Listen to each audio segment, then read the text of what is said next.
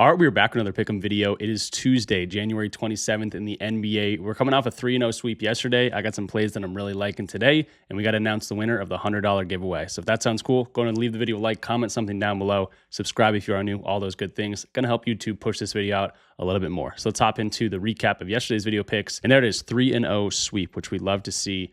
Anthony Black in that Magic Cavs game, over 8.5 rebounds, assists. He ends with 9, but gets it done for us. Donovan Mitchell just absolutely cooked these guys. He had like 45 on the Magic, and the Cavs win that thing again. TJ McConnell under his 4.5 assists. He ends the game with 3, scored very well in his limited minutes. And he's, again, just TJ McConnell's not going to get too much time. So when you don't like the matchup, it's something to look at there. And then Anthony Simons under 14.5 points. He ends with 12. Again, doesn't get a ton of run, but probably got a few extra minutes because Derek White was dealing with some foul trouble. You had Peyton Pritchard jam his finger later in that game. So Simons got an extra minute or two before Pritchard returned. But either way, we still get the win there. 2.62 units. We love to see it. Going to try to replicate that once again today, and we're going to use Props Madness to do it, to start talking about our plays. If you're interested in Props Madness, there is a link in the description down below for 25% off your first month. And let's get into the first play. If you're interested in the injury news, again, I will be doing that after I give out the picks, just so people, I'm just going to switch up the order a little bit and see how people like it. So let's talk about our first play here. And it's going to be Isaiah Joe once again. I'm looking at his 3-pointers at 2.5. Now, remember, we went to this guy a few days ago. He hooked us. We had his over 10.5 points. He had 10.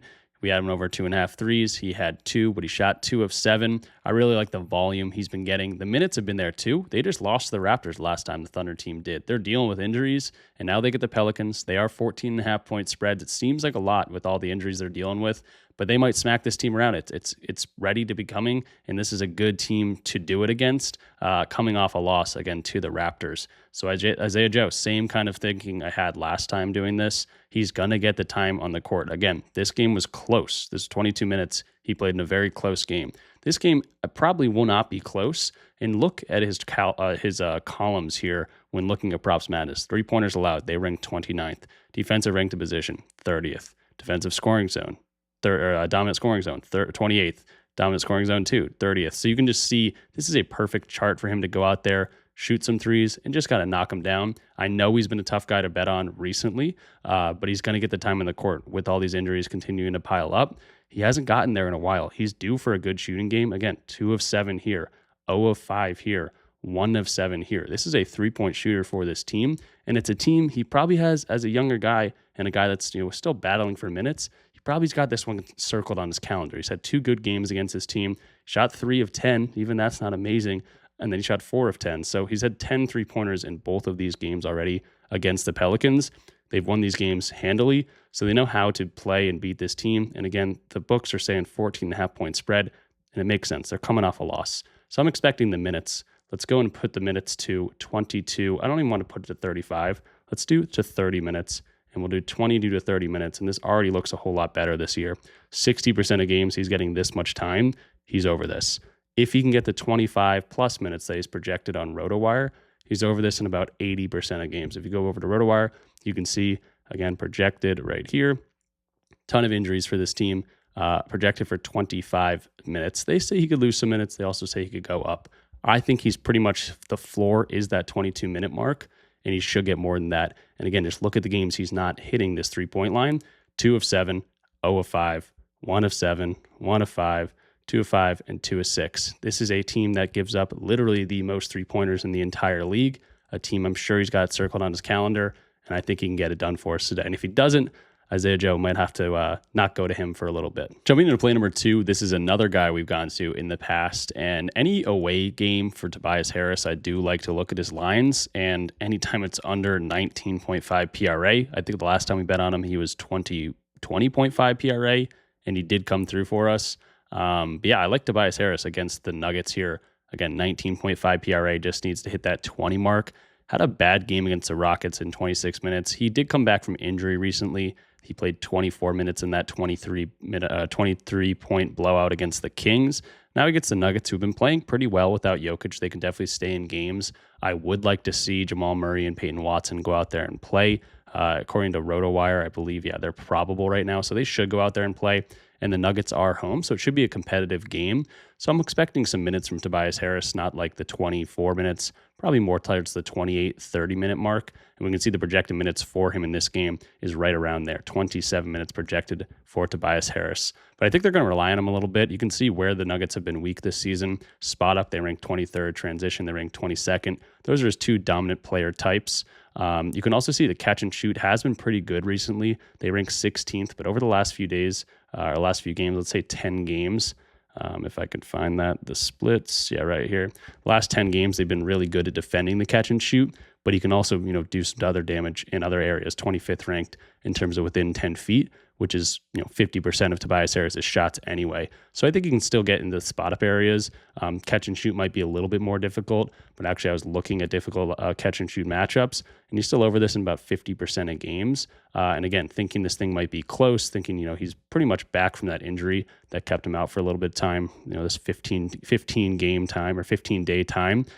He's back to getting his normal minutes. So I think we can expect the 25 to 35 minute range. And even in these difficult, catch and shoot matchups, he's over in a lot of these games. But just putting him to the 25 to 35 minute mark, he's over this in 13 of 19 games. So I'm not trying to overthink it.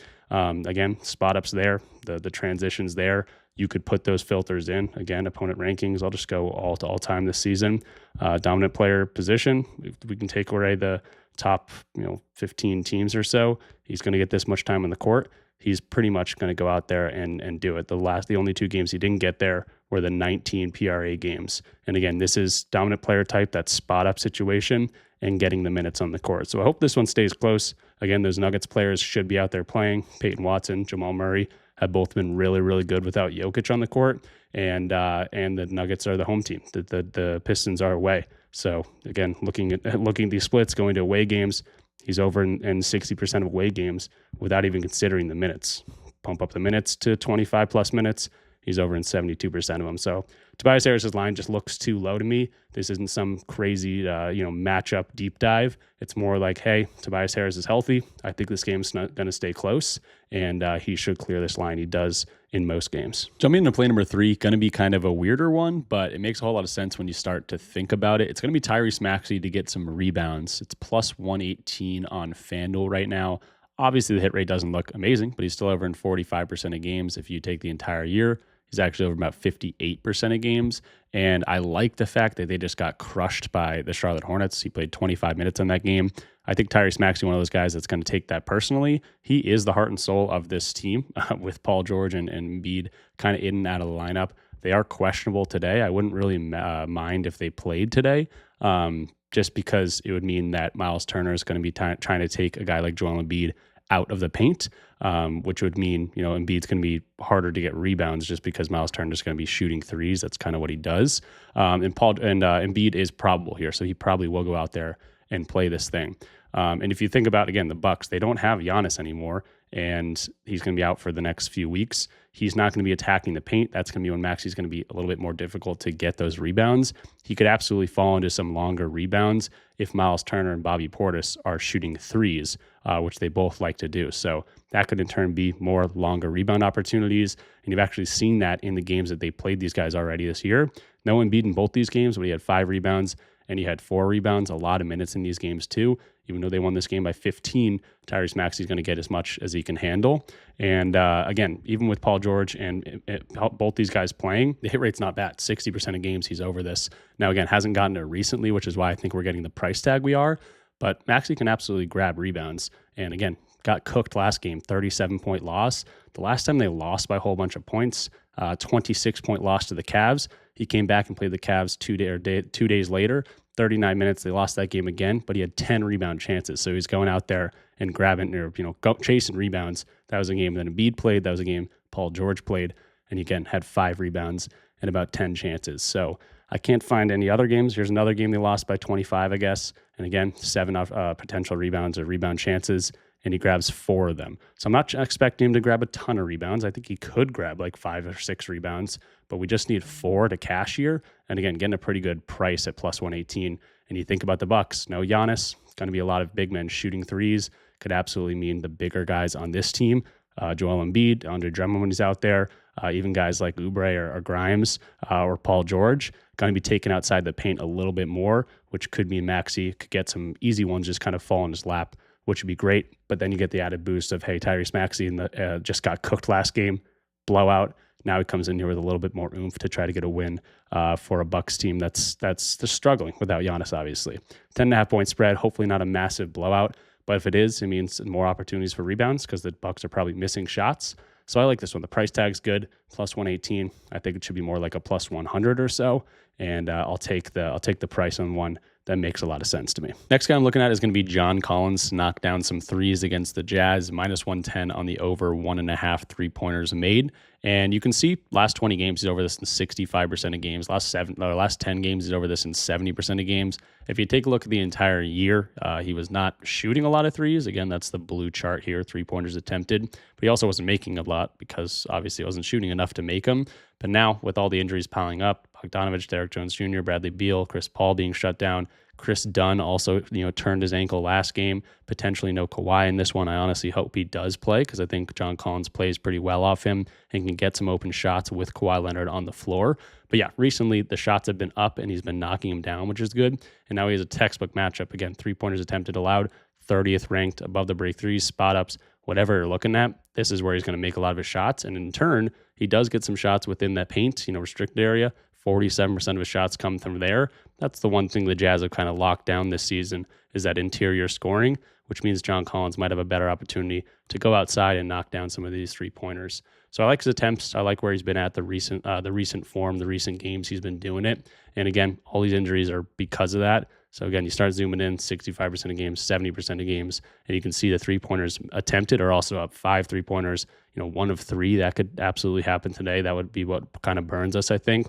But I expect 4 to 6 3-pointers attempted in this game. And if he's going to shoot 4 or 6 of them, he shoots a pretty good percentage. He's not jacking up a ton of threes, 2 for 2 in this game. And if you actually look at his points line, which is at 15.5, some books have this at 14.5 as well. So I'll even drop it to 14.5. If you zoom out the last 20 games and look at the games he's going over, literally every single game he's knocking down at least 2 threes. 2 for 5 here, 5 or 6, 5 for 6, 2 for 2, 3 for 5, 3 for 5, 3 for 3. The one game he didn't get it was against the Thunder. That was a game without James Harden too, and he shot 1 of 4. So he still got 4 3-pointers up, and John Collins a pretty good percentage 3-point shooter, especially over the last 20 games, takes open shots and does make open shots too. He's not forcing them up. So I expect a good percentage from him. I expect around 4 to 6 3-pointers, and I think he can get there in that much time. I know it's not a guy that's going to shoot a ton of them. He has had a couple games where he shot, again, 8 3-pointers here. He crushed the line of 1.5 with 5 3-pointers, but I'm not going to look at his points because his points line's pretty high here.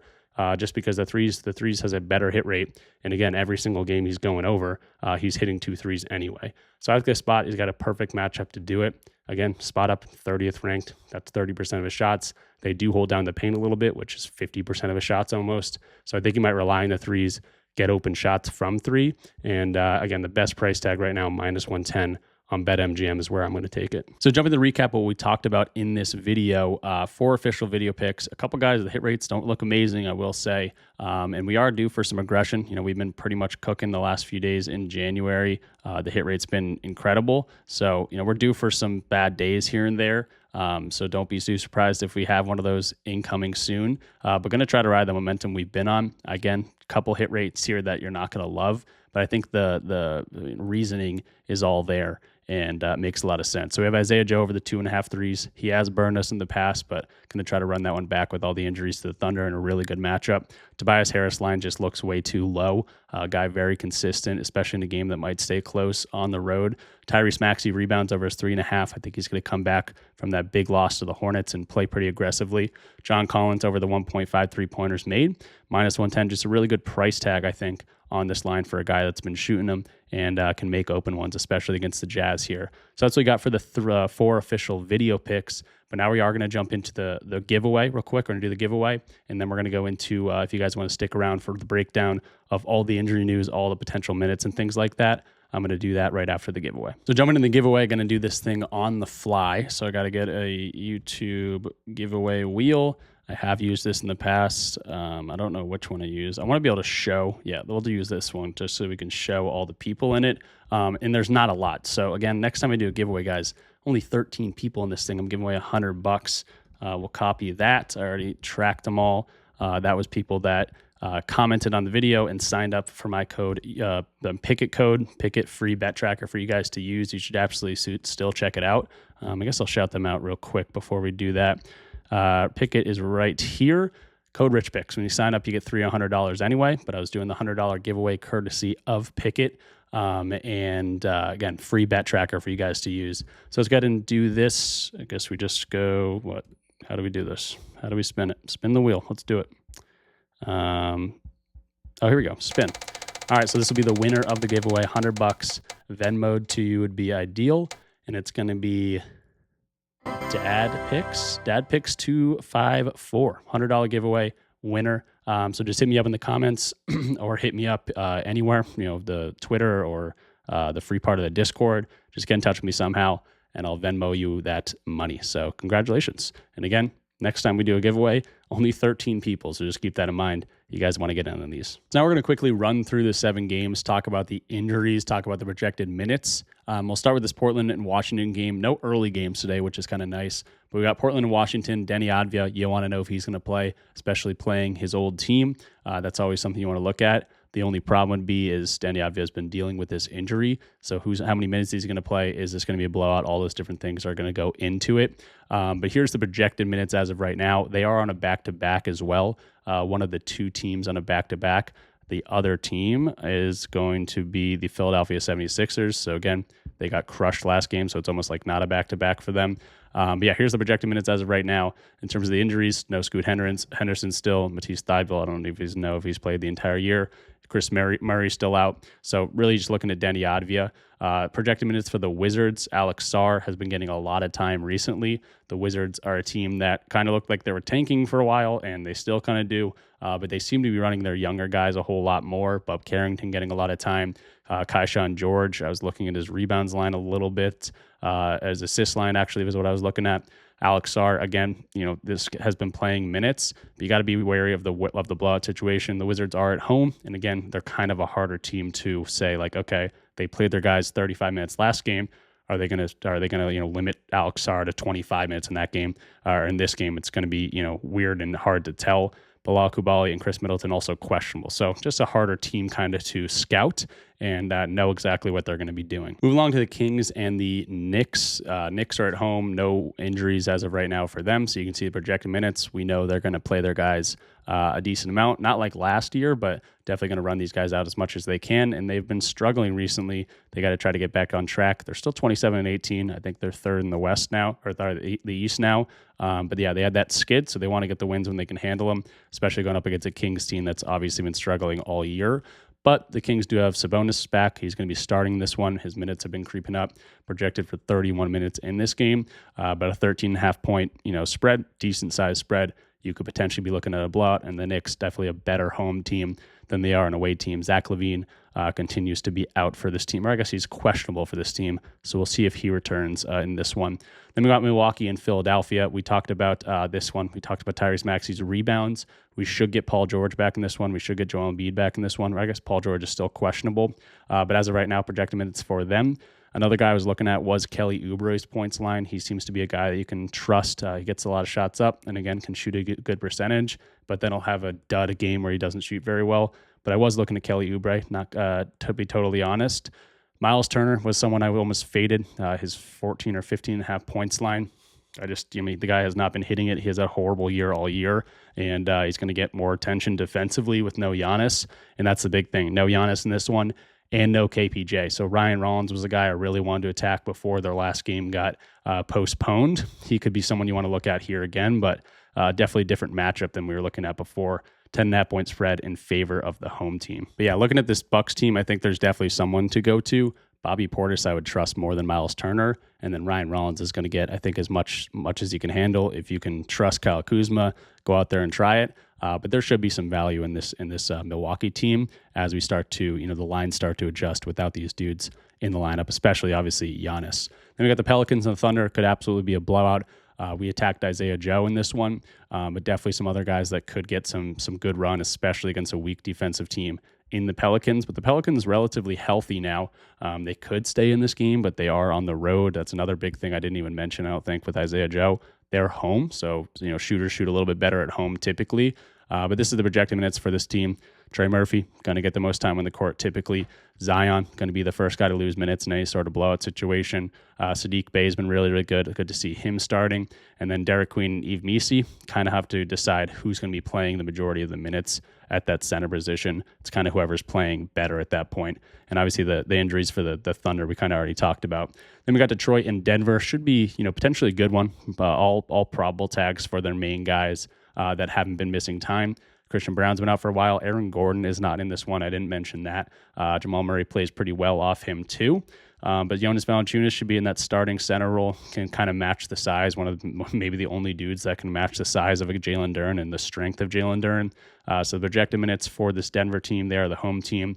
Valanciunas could get 15 minutes. He could get 30 minutes. It's going to be hard to tell. But without Aaron Gordon, without Jokic, he'll probably have to go out there and get some run. Again, he's probable as of right now. Then you get the projected minutes for the Pistons, relatively healthy. No Karis LeVert in this one. But Cade's going to be the focal point of this offense. Jalen Duren's going to get the time in the court unless he gets into foul trouble. And then Tobias Harris is the guy we're really attacking in this one. Hopefully stays close. And again, Tobias Harris's line, he can rebound pretty well. He can chip in some assists, and he can put the ball in the basket, especially in a close game on the road. And then the two final games, Brooklyn and Phoenix. We have injuries to talk about for the Brooklyn Nets for sure. Cam Thomas has kind of been losing a ton of minutes recently. He is also on the injury report, but probable. But he hasn't been getting a ton of time on the court, so just keep that in mind. MPJ is going to get a lot of time. Claxton's going to be their starting center. But another team, kind of like the Wizards, where it's hard to see, hey, are they going to get blown out? But also, who are they going to play the majority of the minutes? They have some rookies that they like to play a little bit more recently too. Noah Clowney is a big no-show here too. Guys with on-off court stats without these dudes. You're going to get some upticks for some random dudes. Terrence Mann and Day'Ron Sharpe would be the guys that are getting consistent minutes. They get the biggest boost without a Clowney, especially in the lineup. Then you got Booker out for the Phoenix Suns. We've talked about this team too. I went to Grayson Allen last time. He shot a lot of threes, didn't make them. Dylan Brooks has also been really good in this time. And Colin Gillespie, all three of these guys, even Royce O'Neal, all four of these guys show up. They're good role players. That's why the Suns have a winning record. And without Devin Booker, potentially no Jalen Green this one, those guys have to step up, and they have been stepping up. So could definitely be a good spot for some of these guys in this one. They are home team too. They're 8.5-point favorites over the Nets. So we could see some big games from one of these dudes. Just kind of who is it going to be? Clippers and the Utah Jazz, that's going to be the last one. A guy I was looking at, I know we attacked John Collins' threes. I was looking at Chris Dunn. He is questionable. He turned his ankle last game, so he might not even play. But his lines are really low. I was looking at his points line at one point. I was looking at his rebounds line at one point.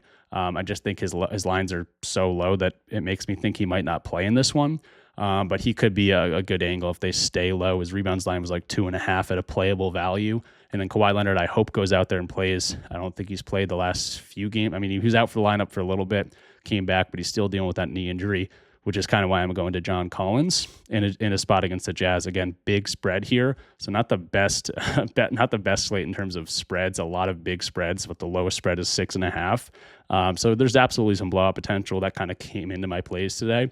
But just be wary of blowouts. They can happen at any point in the NBA. But with these big spreads, it's probably a little bit more likely.